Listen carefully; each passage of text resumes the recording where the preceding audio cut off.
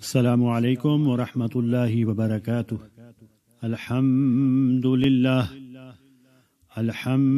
للہ رب العالمین والعاقبۃ للمتقین والصلاة والسلام علی سید الانبیاء والمرسلین اما بعد فاعوذ باللہ من الشیطان الرجیم بسم اللہ الرحمن الرحیم ان اللہ وملائکتہ یصلون علی النبی یا ایہا الذین آمنوا صلوا علیہ وسلموا تسلیما اللہم صل علی سیدنا ومولانا محمد معدن الجود والکرم وآلہ وبارک وسلم صلاة وسلاما علیک یا سیدی یا رسول اللہ صلی اللہ علیہ وسلم۔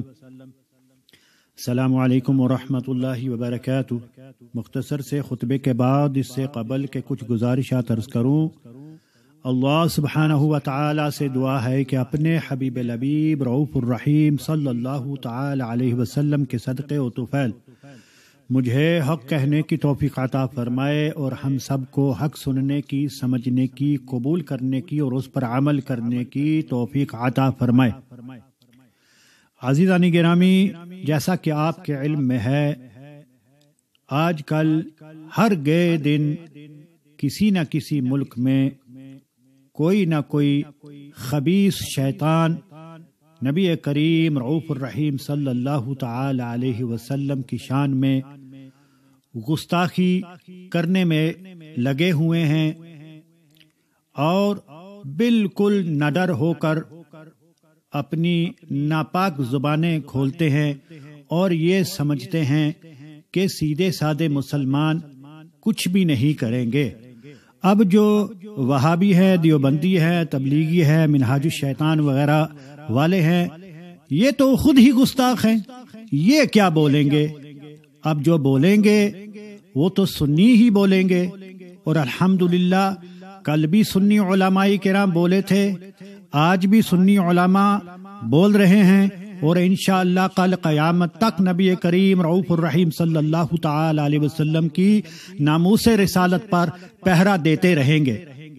اب سوال یہ پیدا ہوتا ہے کہ بھلا یہ مضمون، یہ موضوع کا ماہ رمضان مبارک سے کیا تعلق؟ عزیزان گرامی، اگر دل میں نبی کریم رؤوف الرحیم صلی اللہ تعالی علیہ وسلم کی عشق و محبت نہ ہو، اگر غیرت ایمانی نہ ہو، تو نہ روزہ ہے، نہ ان کی نماز قبول، نہ زکوٰۃ قبول، نہ حج قبول، نہ عمرہ قبول۔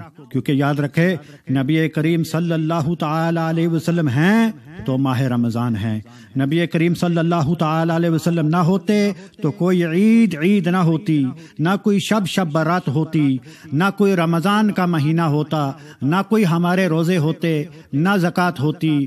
نبی کریم رؤوف الرحیم صلی اللہ تعالی علیہ وسلم ہیں تو سب کچھ ہے، کیونکہ کون و مکان کی ساری رونق و شان محبوب پاک صلی اللہ تعالی علیہ وسلم کے قدموں کا صدقہ ہے۔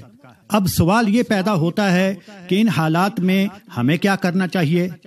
کیا کچھ ہمارے نام کے علماء کی طرح چپ کر کے گونگے شیطان بن کر تو بیٹھ جانا چاہیے، یا ہمیں بھی کچھ کرنا چاہیے؟ عزیزان گرامی، علماء کرام نے تاریخ کی کتابوں میں لکھا کہ بحرین میں چند بچے جو تھے وہ ہاکیوں سے کھیل رہے تھے، اور بحرین کے ایک عیسائی پادری جو ہے یہ بھی ان کے پاس بیٹھا ہوا تھا۔ دوران کھیل گیند اس کے سینے پر جا لگی اور اس نے گیند اٹھا کر اپنے پاس رکھ لیا۔ بڑے بچوں نے ان کو منت سماجت کے باوجود بھی اس نے گیند نہ دیا۔ بچوں نے آگے بڑھ کر گیند واپس کرنے کا مطالبہ کرتے ہوئے کہا، سألتک بحق محمد صلی اللہ تعالی علیہ وسلم الا رددتها علینا، کہ تمہیں نبی کریم صلی اللہ تعالی علیہ وسلم کا واسطہ گیند ہمیں واپس کر دو۔ اس خبیث نے گیند واپس کرنے کی بجائے نبی کریم صلی اللہ تعالی علیہ وسلم کی شان اقدس میں گستاخی کر دی۔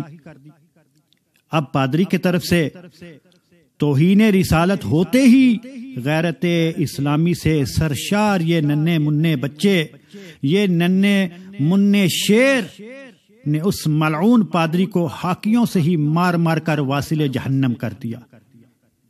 عزیزان گرامی، پھر یہ مقدمہ خلیفہ وقت سیدنا عمر فاروق رضی اللہ تعالیٰ عنہ کی عدالت میں پیش کیا گیا۔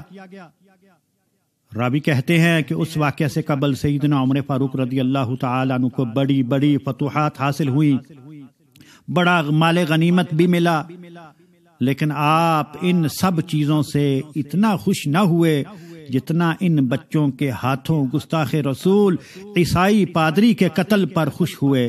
اس موقع پر آپ نے ایک بڑا تاریخ ساز جملہ ارشاد فرمایا الآن عز الاسلام، یعنی گستاخ رسول کے ناپاک وجود سے زمین کو پاک کرنے کی برکت سے آج اسلام غالب ہو گیا۔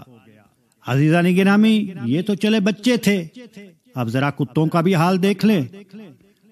عزیزان گرامی، بزرگان دین فرماتے ہیں کہ حضرت جمال الدین ابراہیم علیہ الرحمہ نے لکھا اور فرمایا کہ بعض تاتاری سپہ سالاروں نے عیسائیت قبول کرنے کا اعلان کیا، جس کے لیے ایک محفل منعقد کی گئی اور بڑے بڑے نصرانی، عیسائی اور تاتاری بلائے گئے۔ اس دوران ان میں سے ایک پادری نے محبوب پاک صلی اللہ تعالی علیہ وسلم کے خلاف بات کر دی۔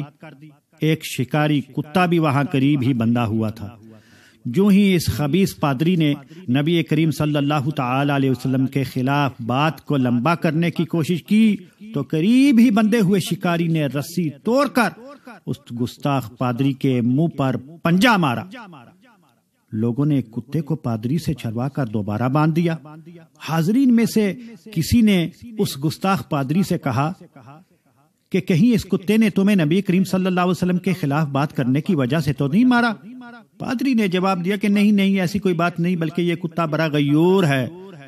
میں نے دوران تقریر ہاتھ سے اس کی طرف اشارہ کیا تو وہ یہ سمجھا کہ اسے میں مارنے لگا ہوں، لہٰذا اس نے طیش میں آ کر یہ کام کیا۔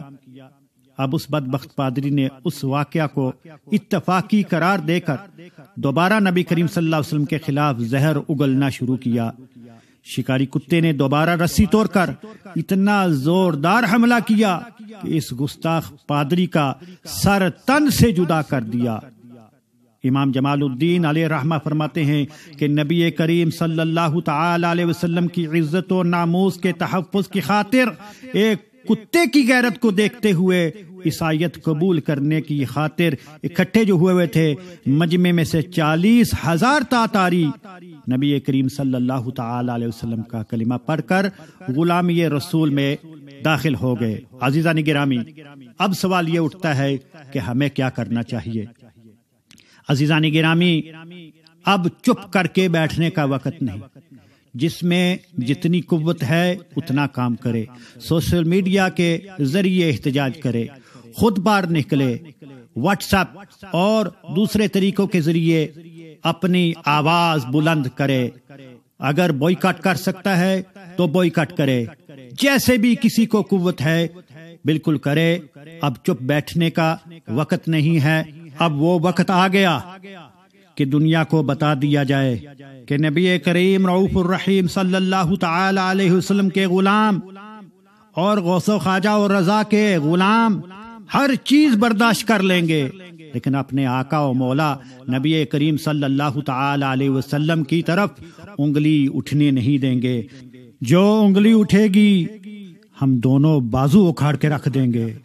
عزیزان گرامی، جو کام حضور اعلی حضرت عظیم برکت رضی اللہ تعالی عنہ نے کیا، جو کام حضور مفتی اعظم ہند رضی اللہ تعالی عنہ نے کیا، وہی کام حضور تاج الشریعہ رضی اللہ تعالی عنہ نے، اور یہی کام حضور محدث کبیر علامہ ضیاء المصطفیٰ امجدی قبلہ دامت برکاتہم العالیہ فرما رہے ہیں۔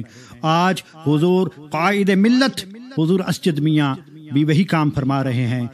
جو بھی ناموس رسالت پر پہرا دے گا وہ ہمارے سر کے تاج ہے، وہ ہمارے امام ہیں۔ اللہ سبحانہ و تعالی ان بزرگوں کی حفاظت فرمائے۔ عزیزان گرامی، آج وقت ہے کہ گستاخان نبی صلی اللہ تعالی علیہ وسلم کو بتانے کا کہ بدر والوں کے غلام کل بھی زندہ تھے اور آج بھی ہیں۔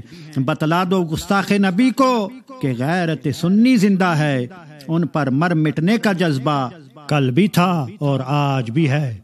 دعا ہے اللہ سبحانہ و تعالی ہم سب کو ناموس رسالت پر پہرا دینے کی توفیق عطا فرمائے۔